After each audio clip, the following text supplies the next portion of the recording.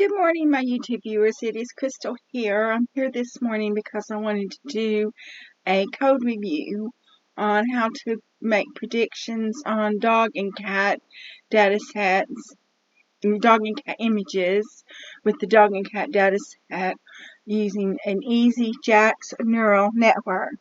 Now, this is going to be very similar to the NumPy neural network video that I made yesterday or the day before, but it's going to be using JAX instead of NumPy.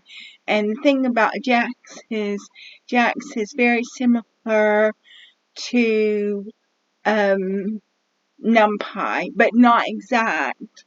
So what you could do is you can take NumPy and you can translate it into JAX, but it's not a direct translation. So there are some differences in JAX that you need to know about, which is why I've made this code review, so I can point out the differences in JAX. And JAX's API is very similar to NumPy's API, but not exact. And JAX, one thing about JAX is it only deals with numerical computations. It doesn't deal with any strings. So if you have any strings, they first have to be converted to numbers. And then its arrays are only numeric. So you cannot have any strings in a JAX array. Another thing about JAX is their arrays are immutable. So you can't modify the arrays. And that's the difference between NumPy, because I think that you can NumPy the information in, you can change the information in a NumPy array, but you can't change the information in a JAX array. So that's a difference between JAX and NumPy. JAX has a lot of features in it. I have actually tried to write programs using JAX features, and the computer crashed because it takes too much memory. But on a really simple data set like the dog and cat data set, there's a possibility that you can use these JAX functions because you've only got 20 images in the mini dog and cat data set. And since you've only got 20 images, then there's a possibility that you can use these JAX functions. But I'm not going to use the JAX functions in this particular code review. I'm just translating NumPy code into JAX, but it's not a direct translation. One thing that I will do is I will leave a copy of the Jupyter Notebook in the description box down below, so you can look at the Jupyter Notebook and you can look at the code and study the code. So I've created this program in Kaggle's Jupyter Notebook, and I've stored the code in my personal Kaggle account. So the first thing we're going to do is we're going to look at the problem statement. Problem statement is classify dog and cat images. So we've got 20 images, 10 dog and 10 cat, and we're going to classify those images. And I picked this really small data set to make it really easy to work with, make it really quick, because what I want to do is I want to show you how to classify the images. And then if you want to take a larger data set, they've got larger dog and cat data sets. So if you want to take a larger data set and use that, then you go right ahead and use a larger data set. But that's the purpose of this small data set, is for practice.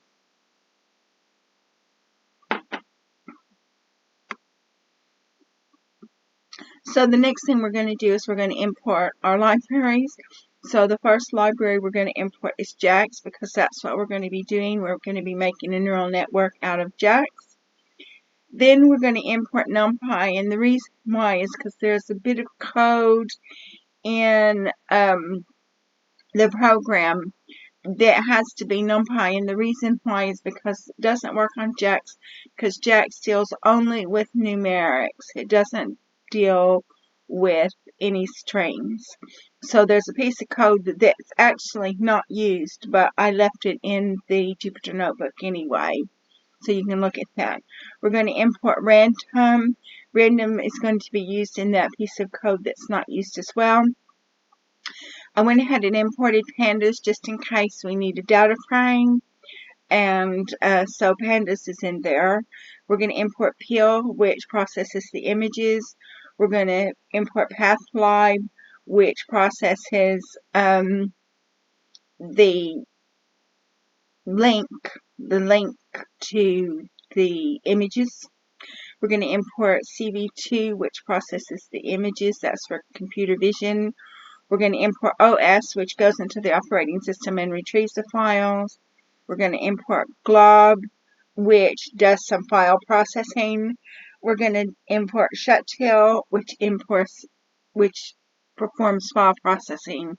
And we're going to import matplotlib.pyplot.splt, which visualizes the images, because everybody wants to see what the images is. So after we've imported our libraries that we're going to be using in the program, we set our random number. So key equals jax.random.prngkey42. So that's your random number that we set. We're going to retrieve the files. We're going to use OS to retrieve the files, and you can see we've got the 20 JPG files being either cat or dog images.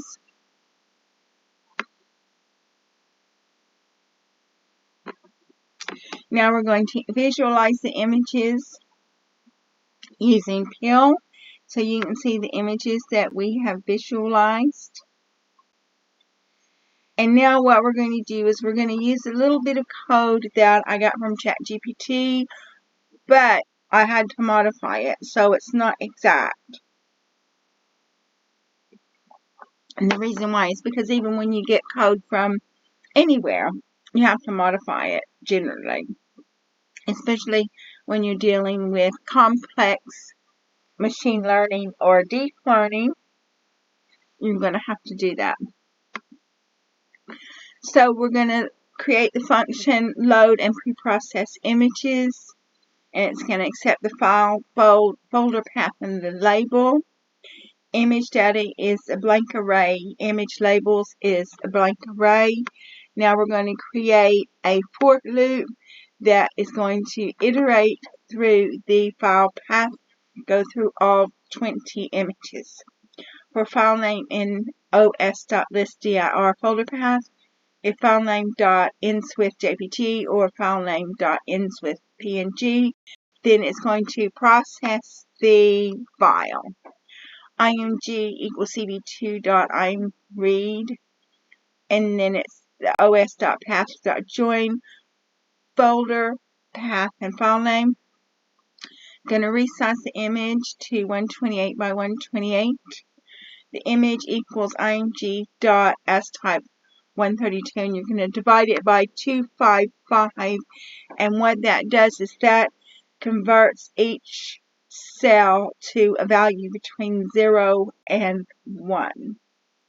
You're going to flatten the image. You're going to take the image data and you're going to append it. You're going to take the flattened image and you're going to append it to image data. You're going to take the label and you're going to append it to image labels.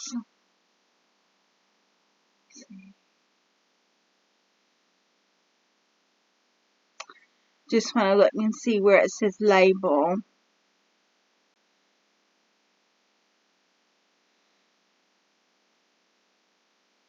So it must have already had the label in there.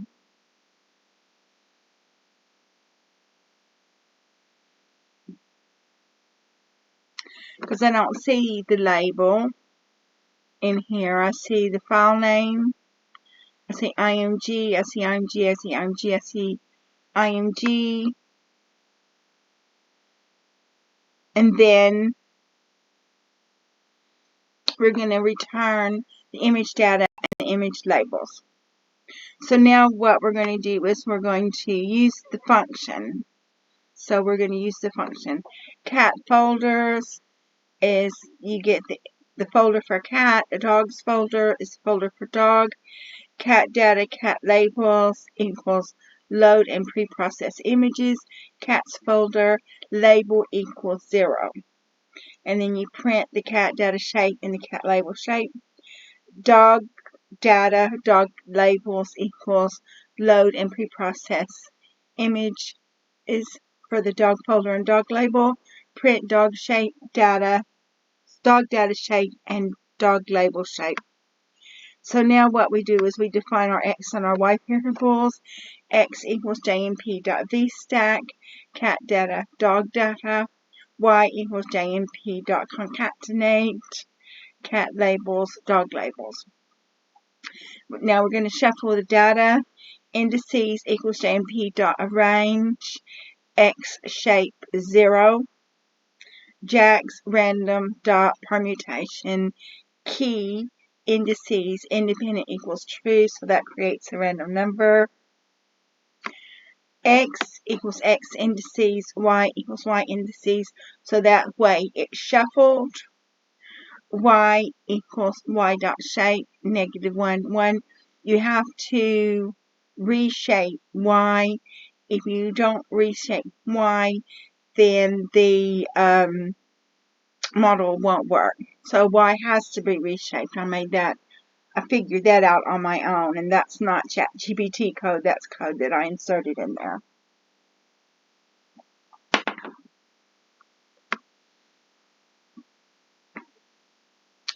So we're going to split ratio is 0.8, split index equals int, split ratio times x dot shape 0. And then we set up our xtrain xtest equals x colon split index x split index colon. Then we set up ytrain ytest equals y colon split index y split index colon. So we print the shape, so you want to see the shape. So it's always a good idea to print out the shape so you can see what the shape is. So if there's an error in the code, you can pick it up. And that's whenever I first used this code, there was an error in it. And that's how I found out that you have to reshape Y. If you don't reshape Y, the code won't work. Here's a little bit of code in here to shuffle the directory. And I had to use NumPy to do that. Well, I didn't have to use NumPy because it doesn't have NumPy code in there.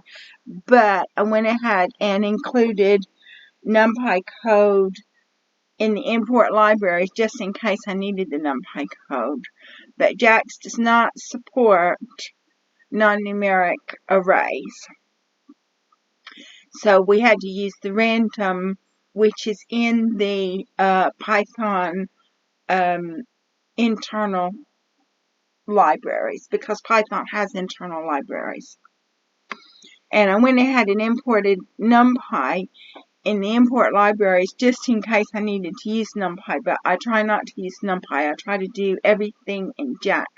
And in this instance, I didn't use NumPy, but NumPy library is still in there just in case. So now we're going to use the logistic regression neural network. We're going to set up the architecture. Input size equals x dot shape 1. Hidden size equals 128. Output size equals 1. Learning rate equals 0.001. Epochs equals 1000. Now we're going to initialize the weights and biases. And this is a difference between JAX and NumPy. So the JAX random method is different from the NumPy method. So you can't just directly translate that. You have to use the JAX code. So weights input hidden equals jax.random.normal. Key then shape equals input size hidden size. Biases hidden equals jmp.01 hidden size. Weights in hidden input output equals jax random.normal. Key shape equals hidden size output size. biases equals JMP dot zeros 1 output size.